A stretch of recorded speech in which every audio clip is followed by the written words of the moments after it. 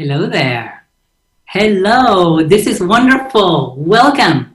Good morning, good afternoon, and good evening. I'm sure that we have 3 different time zones that we need to cater to.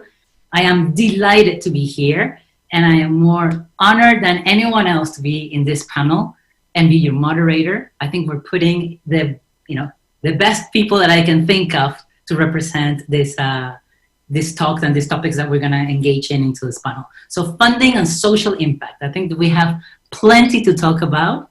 We have the areas of NGOs, non-profits. We have businesses that are driven by purpose, right? We have incentives that we want to talk about and an alignment with these incentives. We have donations and the real value of donations and how we really need to see them. And then we have some philanthropic actions that we should perhaps recognize as well. And I think we have just the right mix here. So let's start. Not in a particular order, but in my window, I have Griff next to me. So I would love to introduce Griff. Hi, Griff from CommonStack. Hey guys, I'm fantastic. I'm so happy to be here. My background, I have a master's degree in digital currencies. I'm basically a serial nonprofit crypto founder. I was part of Slockit and the DAO, so that was my mistake. Sorry, guys. And then there was Giveth that came out of that, and it's still a great project that has a couple donation platforms. We have DAppNode, which is a great way to run Bitcoin Lightning Network, Ethereum 2.0 nodes. It's like a one-stop. It's a nonprofit because it just creates open source software that can go onto hardware.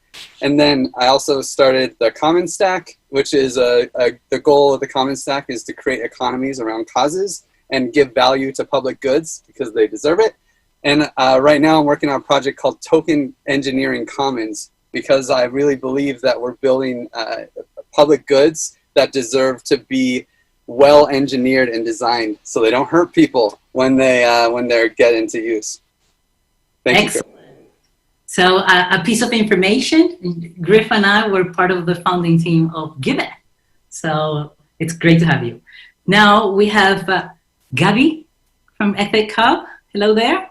Hello, I'm Gabriela Chang. I'm an industrial designer and I work for the Secretary of Economic Development in Mexico. So I'm quite familiar with the problems of the agro SMAs. I was an organic coffee producer, and I'm a co-founder and CSO of EthicHub, an impactful crowd-lending platform based on smart contracts, of course, to connect smallholder farmers from emerging economies with international lenders and direct buyers, creating shared value for all of them.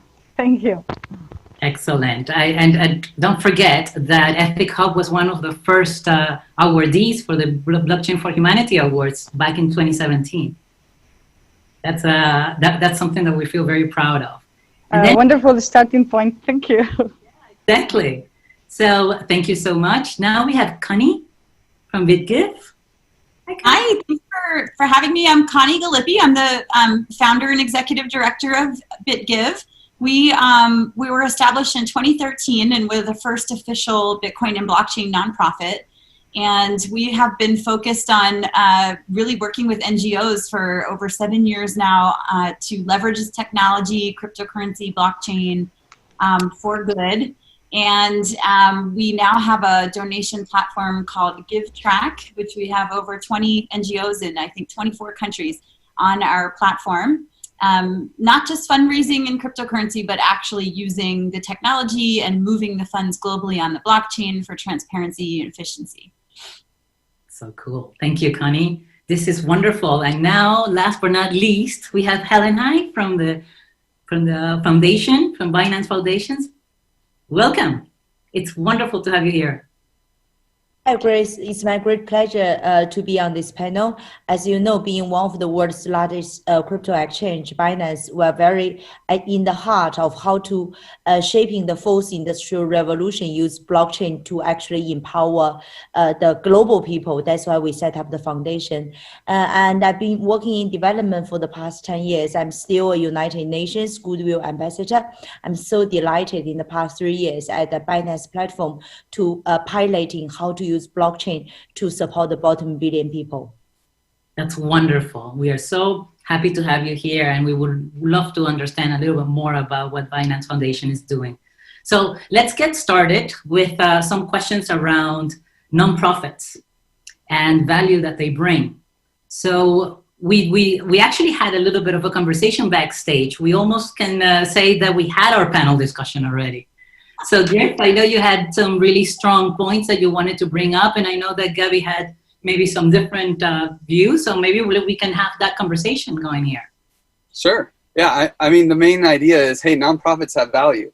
So why does everyone who contributes to a nonprofit have to sacrifice?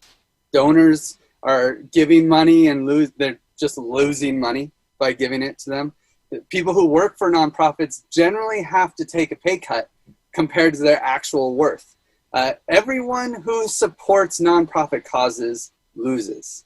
At least in the financial game. Now we're winning on the it feels good, you know, but it's crazy that there's a disconnect there, that our market economy and the way that we attribute value as a society just kind of forgets about the what I generally call public goods, which are non-excludable things like a river. It's hard to stop people from enjoying a river, or having less homeless people, right? Everyone benefits. You can't exclude someone from that benefit of having a better society.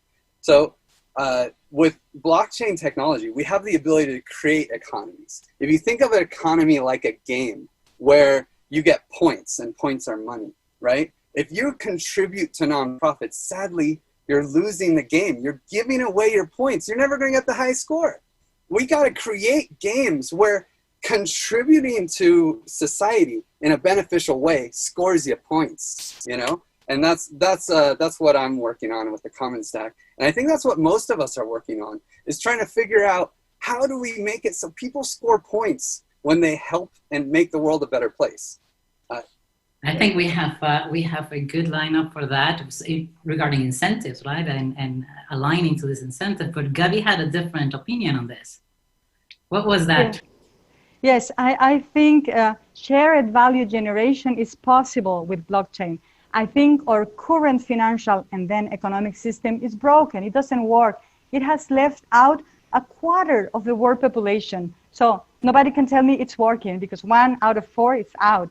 So what we're proposing is, because blockchain allows for it, is to reach massively for this excluded population by providing the incentives for the other players, for all the players to participate in this generation system. So what we do is to connect complementary economic regions to benefit, because mutual benefit is a stronger, I think it's the most powerful driver for financial inclusion, because the problem is massive. And don't take me wrong, of course, philanthropy and donations are wonderful, are great, but people donate when they have something extra to donate. But our point of view is that you can invest into helping others while helping yourself. There is this prejudice that helping must be, must be altruistic. And it's not. It's not. You can help while helping you. And I think it's a stronger tool than the very good donations or philanthropy by itself. That's our idea. So we focus it on providing collateral to non-collateralized loans, because these people, which is at the base of the pyramid, it's not electable for the current system because they don't have the collateral to apply for the other solutions that are out there.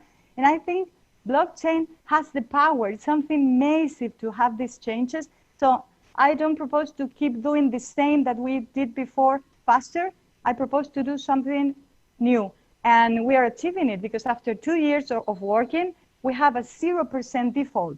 So it's working, and we want to scale it to make more inclusive for both parts, lenders and farmers. Thank you. That's a very good example of a purpose-driven business, right? So there isn't always has to be an altruistic motive, but it can be incorporated within your business model, right? And be able to profit and make money out of that.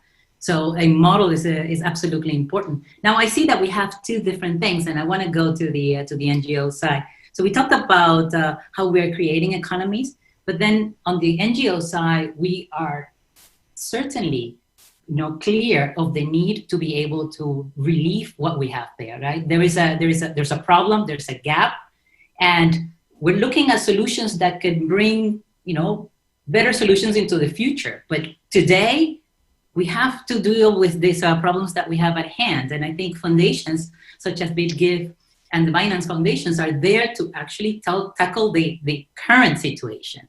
So can you give us some of your ideas and thoughts, Connie, on this one? Sure. Yeah. So, I think I appreciate the new and innovative ideas, of course. And I think that's also what we're doing, but in the sort of historical world of philanthropy.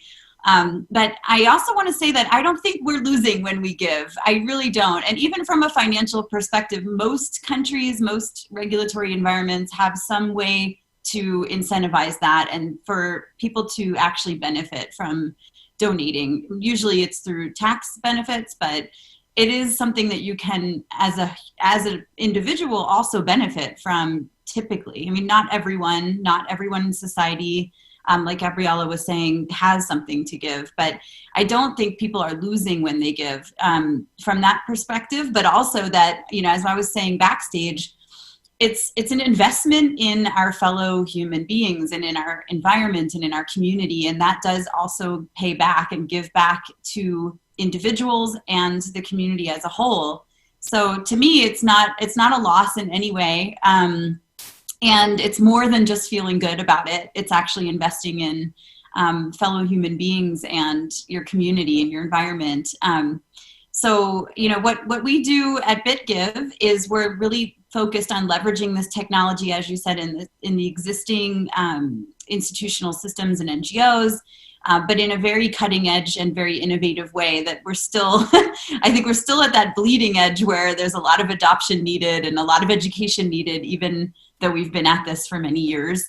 And so we're working with many NGOs on a global scale and talking with them and working with them directly on how to not just fundraise in cryptocurrency, but to use our platform, which is called GiveTrack, to improve the transfer of funds globally with better efficiency, faster transaction times, lower fees, higher security.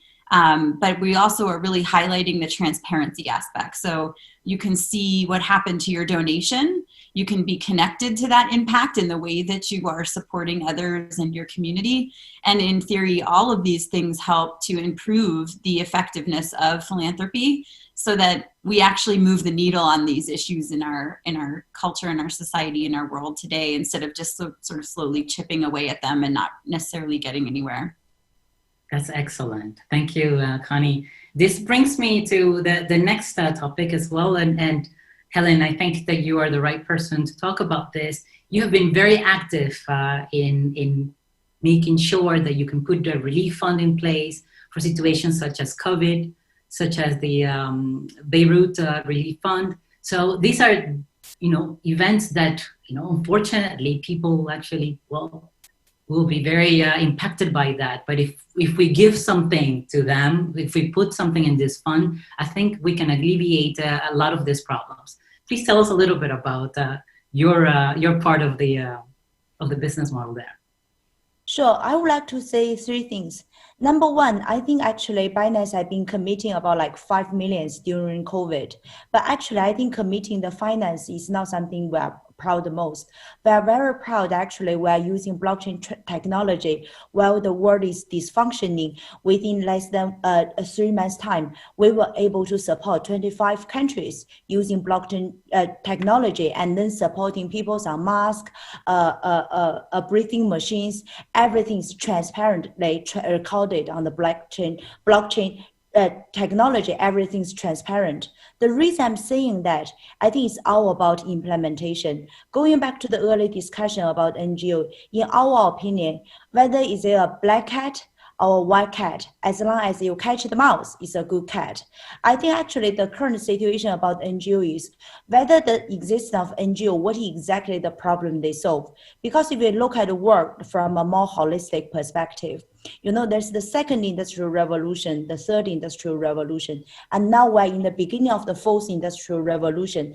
It's about how we are going to shape the fourth industrial revolution using blockchain technology.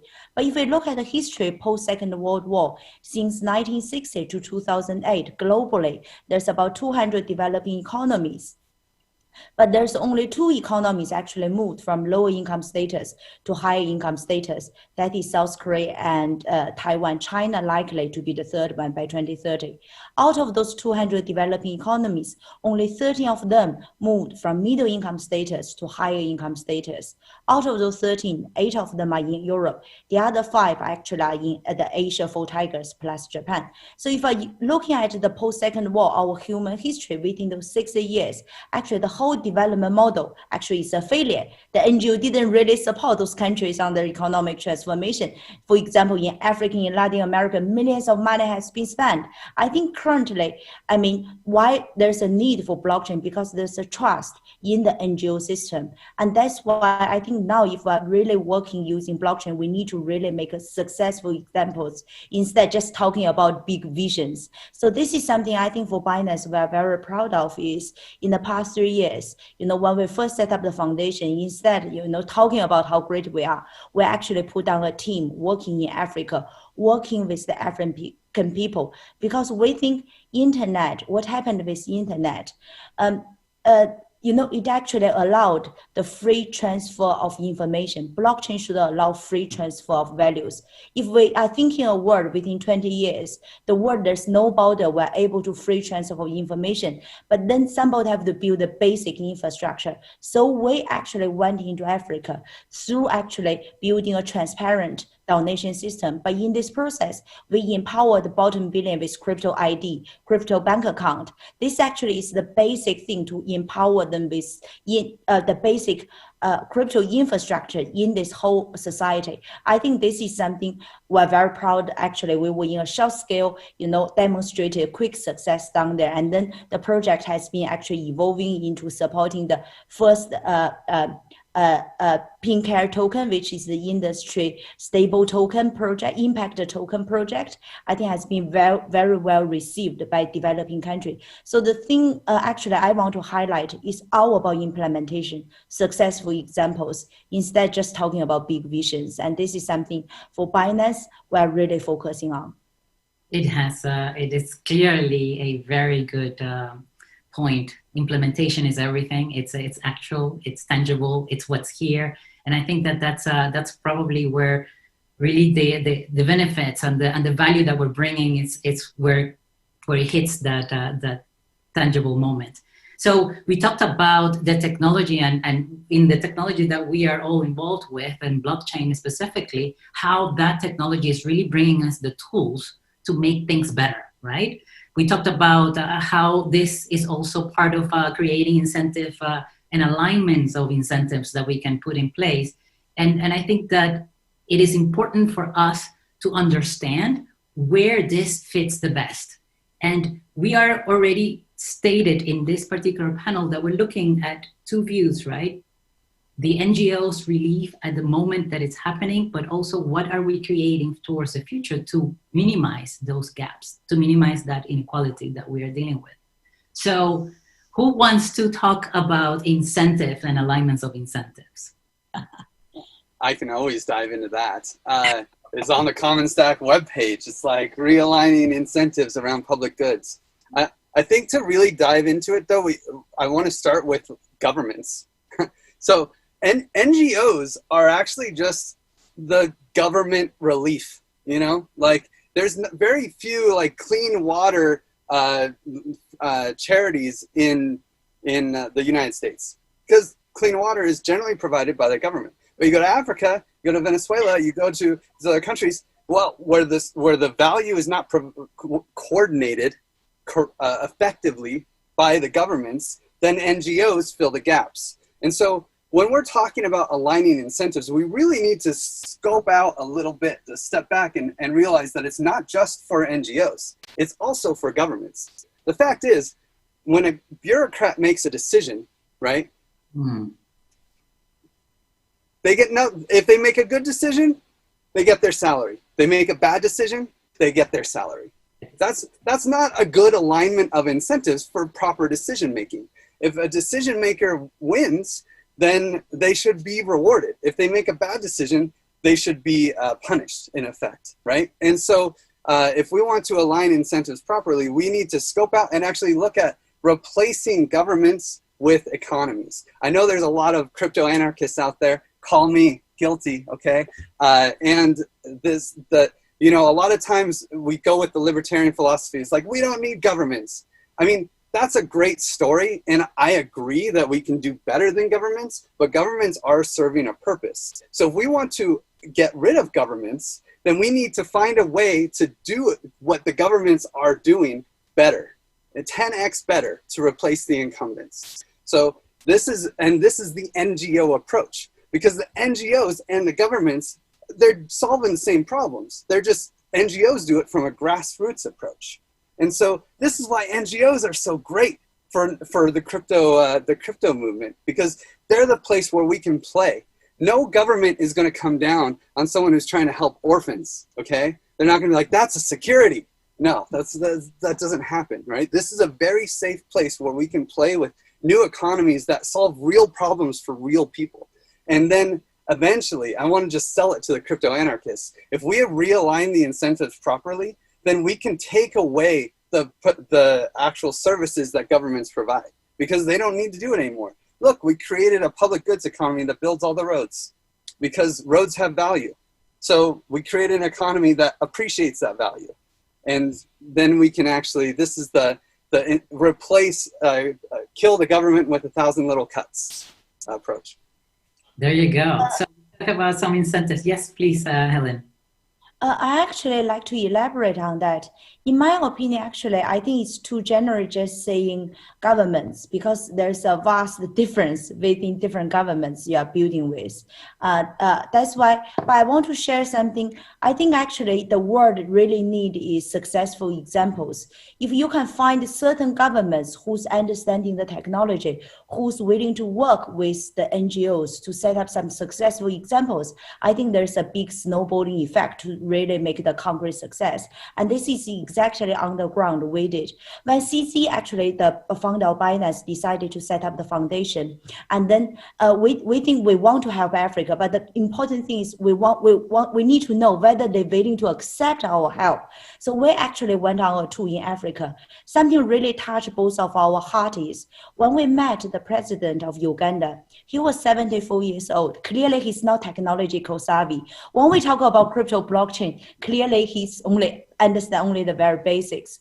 But the thing is, even being a leader, we were able to go into some very deeper conversation. He go back to his old time of the bartering times, talking about his exchanging milk with chicken, why we actually need US dollars, going to some basic fundamentals about crypto.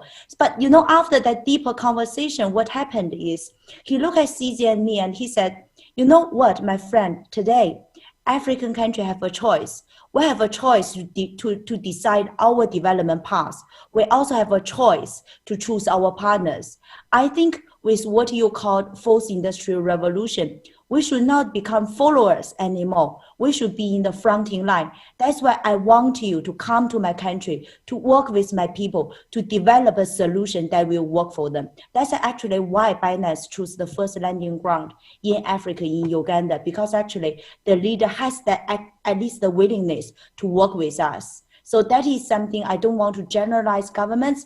I don't think, I think there's a clearly information asymmetry between the government's intelligence with actually the pioneering companies. But it's important to finding the leaders and then building some successful examples and to snowballing from there. That's an excellent example, and I think this is something that we need to talk about more. We always kind of focus on the negative, and we understand, the difficulties around and challenges around certain governments, but we really don't bring to the light the ones that are actually trying to transform this. And I think that companies like Binance are at positioning, at extremely important positioning there to be able to help that transition, right? So that's really excellent. So I think you wanted to say something as well on incentive, Gabi or Connie.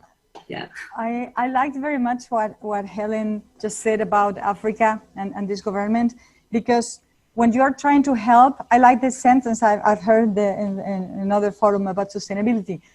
Solution is nothing about us without us. You cannot pretend to come around with a solution without taking in consideration the people in problem, because it's from their perspective that we have to solve the problems. So I think it's very bright that if Helen Finance goes to the government and presents them with the value of the proposal, so for them to understand it from their perspective, not our solution from our European or North American point of view, because it's a different reality. And I think if the technology is about aligning incentives, it is blockchain. It is in its core. That's why Bitcoin works so perfectly, because all the aligned incentives. So we have to, like, this is the model, and this is the model we have to follow. So in EthicHub, what we do is to align these incentives, because it's beautiful to have a project with purpose. But we don't have to be as naive as to think everybody's going to be good and put his part. Of course not. We're humans, and we have to be realistic about how some humans behave. To say something like governments, not all governments are equal, are the same with human beings. So by building these incentive loops, we create a system where every part of the ecosystem provides value because it's the best for himself or herself. So that's how we align these incentives. And I think that's like the root to make it. And I think the evolving mentality of funds or philanthropy, it's getting closer to that of impact investing. What Connie said is like, we are investing in people. So that's a very important shift that is happening right now. And it's a beautiful align with blockchain, because it will make it further and faster. This perception of not donating that is going to be lost, but investing into something that we have a revenue. But I think the important point here is to not consider capital just as monetary, because there is social and environmental capital. And then the revenues are not only monetary, but also environmental and social. And I think this holistic approach is what is going to shift the road. Because right now, when we talk about being for profit, it's like reject some people that is too radical about what's helping, what's generating impact. And it's a change of mentality, a paradigm that is coming in the hand of this impact investing point of view to develop and to create value, taking value for yourself. What we said as an impact business is that we create more benefit, more value than the one we extract. But it's not opposed. It's all linked. Well, that's what I wanted to say. Thank you.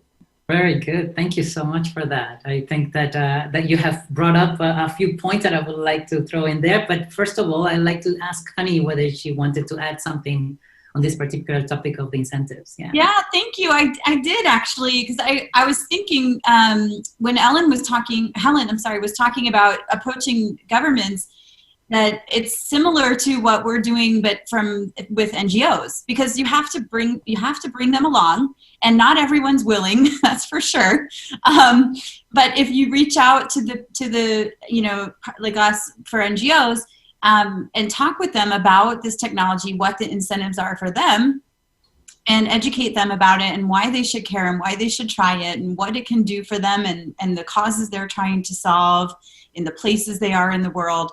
It's all very critical and important work to be done, because if there isn't that work and there isn't that adoption, then we won't get anywhere with actually implementing this technology across different communities, countries, populations, governments, and NGOs. And I think it's really critical. And like Helen was saying, there are certain NGOs similar to governments that are really excited about this and willing to embrace this and want to be at the cutting edge. And that's not often with NGOs that they want to be at the cutting edge of technology, typically because they're very risk averse, they're very conservative, they don't have a lot of resources to take chances with. And so the ones that are willing to embrace this technology, I feel like we need to just embrace them and support them and show them that we're welcoming them and we're happy see that they're, willing to try something new and different. It's really important.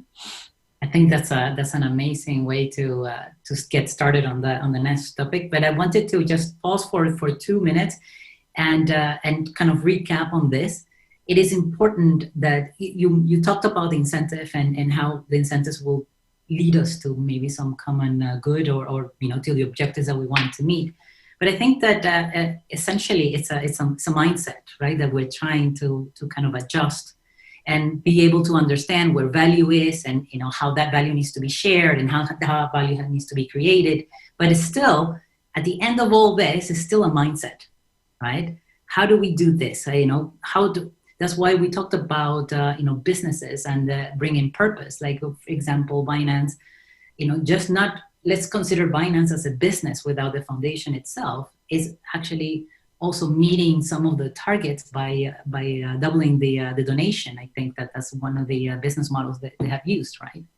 And we're talking about businesses like in the case of EthicHub that is using kind of this decentralized finance type of approach to be able to engage in borrowing and lending in a way that would not be possible for any of these farmers to reach out to or to have access to, right? So I mean, we're talking about, there's a lot of value creation here that it's not being perhaps recognized or even aligned in terms of the definition.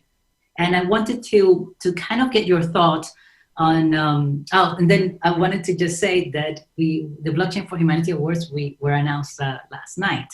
And one of the things that was really remarkable for me specifically, we had 6 awards, 3 for dreamers and 3 for shapers. And out of the 6 awards, 5 of them are building economies. That's amazing, right? So 5 projects are, specifically looking into building some local economies, encouraging local economies to grow, and example of, for example, Bitcoin Beach, right? In El Salvador, they have created in a small town that exchange between Bitcoin and the local, in exchange for goods. So I just want to say that we are far more advanced than we probably sometimes talk about. I think we are, quite out there. And still, the gap is huge, and we have the Sustainable Development Goals, objectives for 2030. We still have a long way to achieve this, but I think that there is a good conversation going on here. So in terms of bringing that mindset into what it needs to be, in being able to continue building on our progress, on our successes.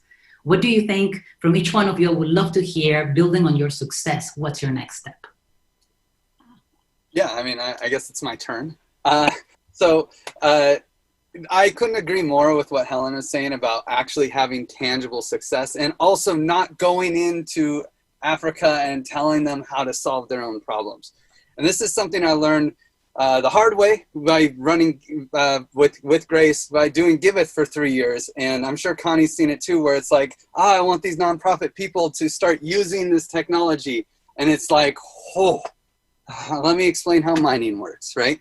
And it's so difficult because that's not what they want to do. They want to solve their problem. So like Helen said, we need to show them how they can solve their problem. And the CommonStack approach for like this iterative development is to create something that we do know. The CommonStack is full of token engineers, and token engineering is a very young science. And let me just define it for you. Like let's I know I only got like 30 seconds left. So, but if you're building a bridge and you go to Home Depot and you just build the bridge, it's probably not safe to drive on, right? If you create a token and you just write a white paper and then you start coding, it's probably also not a safe economy. It's really nice to actually do design validation, describe what you're doing and validate that it can work. And I'm in this crew with token engineers, and it's very difficult to get good information. We need an academy. We need resources for people to use. And all those resources are closed source right now. It's like a secret information. So this is a public good that I'm a part of, and we can build an economy around. And once we build this economy, and if it works, then other people can see, oh, I want that. And then they can copy our code and copy our culture that we build on top of the economy, because it's socioeconomic systems, and then try to do it themselves. That's Okay, wonderful. That's wonderful. Thank you. So we have a few minutes, like maybe 2 minutes for each. Let's go. Who wants to go? Helen. Okay, I want to say three things. Number one, I think being very down to earth, being very practical, and also building successful examples. Why is that? Because we have to recognize currently blockchain technology is still technology looking for applications. It's very much like in the 90s. We have no idea in the 90s thinking about the iPhone we've got today. So what actually the technology can develop, nobody know. We need to be very practical. Today, actually, what can really being used in charity, I think it's only the transparent, trackable feature. So actually, that is something we built on the ground, to building a transparent, trackable, system using blockchain technology. So when you communicate with multi-stakeholders, I think it's very dangerous. You're just talking about some fancy things because you lost the trust. It's very important to build something concretely and then build up your credit. And that's why I think successful on the ground, getting hands dirty example is the most powerful thing to making the real revolution. Yes, I love that. Thank you. Connie? Yeah, I would, love to follow on that, because that's also what we're working on and have been working on, from the beginning is real, this is very innovative technology, but in order for people to understand it and benefit from it, you have to have real projects with real people and real results on the ground. And we've always been, there's a lot of, startups in this space that, raise millions of dollars and then never even deliver a product, let alone the results of that product. And we've always said from day one, we're a nonprofit and we have a mission that's about impact, and we need to have that impact today and every day in addition to innovating with this technology. So it's been very challenging to do that, but I think it's the only way you actually demonstrate that it's possible and that it's real and that you educate people along the way.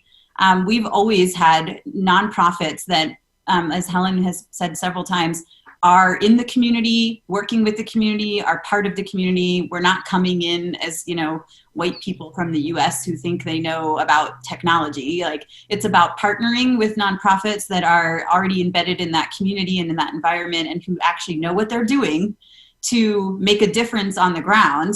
And we're helping them explore this technology to empower them and have a higher impact than they have today. That's the way to do it. As a startup, we need to build credibility from zero. And now, after almost 3 years with hands-on solving the problem, we contribute to 9 SDGs, but we are focused mainly on poverty and inequalities, on solving them. So after 2 years with our crowd lending platform on blockchain, we have a 0% default. And then we are launching our impact token, because we need first to build this credibility we already have. The Inter-American Development Bank supported us because they saw the code, they saw the people and what we are achieving, even in this scale. So for scaling up, this is the focus, a token that would capture the impact, but also would provide governance, because what we want to do with EthicHub is to be handled by the users, but this is only possible with blockchain. I think we have waited for the right timing to put all the pieces together to build the stack higher but stronger. And a strong base is important, and that's credibility. And what can provide more credibility than the transparency and traceability of blockchain? So that's why we are here. And from here, we want to go far and away with creating impact with all the community. To the moon. To the moon. And I know that personally, I know that EthicHub has always built on that credibility, because you have tested, you have validated, you have gone further. I mean, it has been already a long process, but it has given you all the pieces that you have necessary to be where you are. And I know that you are specifically focusing on that poverty trap. I remember you explaining it, right? So can you say something on the poverty trap? I love that. Yes. Well, the impact token we are launching now, 23rd December, so we are like accelerated. And this will further improve the breaking of this poverty trap. When farmers, remember, this quarter of the world population, most of them are small farmers. So they are trapped in this circle because they don't have access to enough resources to make the most out of their tiny lands. The money is so expensive and so scarce that they practically work to pay back the debt and cover very basic needs. So what we do by providing affordable funding is that they can very easily break this circle and then increase productivity to get the income necessary to pay back the debt and to grow and to be able to think in a future, to plan a future, because you know you will increase your income. That's our mission, to improve the living standards of the smallholder farmers in the world. That's great. I love that the power of acquisition gets stronger. And I know for a fact that's the way that we're going to break that cycle that we talked about. Thank you so much. Well, so we do have a few minutes left, and I thought that after Griff was giving us his thoughts, we were not going to be able to make the time. But actually, it was. I don't have another question to ask, but I do want to know from you what is the next big thing happening in our community, in our ecosystem. What's the next big thing? What do you think? I can say, I think you asked us this before, and I didn't answer what's next for us either. And so for us, it's actually about scaling what we've started, because we've already spent like 7, almost 8 years now building the relationships and this platform and doing pilots and having different countries and all kinds of different things to learn from. So for us, the next thing is to scale. We really want to engage many more NGOs all over the world. We also would like to develop a white label and a gray label version of GiveTrack so that it can actually be adopted by not just NGOs, but other business models that could benefit from transparency platform. And I think from an industry perspective and social impact, what's next? I feel like there's so many exciting things, and it has only been for maybe a few years that social impact has actually been a focus in the industry, and it's actually getting much better now, I think. So I'm actually really excited to see now that it's maturing what will come next. But I think there's a lot of very exciting things in climate change and identity, all kinds of things. I think the next big thing is lots of little things. Lots of small things. We have new techniques like token bonding curves that solve the liquidity problems for small economies, Uniswap pools, and these things that can provide value for tokens that normally couldn't find value. And so I think we'll see a lot of really small, awesome projects solving very focused niche needs, and that will have a lot of impact. Excellent. What else? I think the next big thing I want to highlight, which is still about implementation. Absolutely. The next big thing for you, Kevin? Implementation. I think we're living the wave of sustainability. So everything is timing up with us. We are aligning everything to reach there on time, hopefully. Excellent. This is, it's good timing. This has been an amazing panel. I cannot be more proud to be here, and thank you for making yourself available. I really appreciate this. We love to hear from all of you. I think we should do more panels like this. I love it. Absolutely. Thank you so much. Thank you, Grace. Thank you. A pleasure to be here. Bye-bye. Thank you for your time.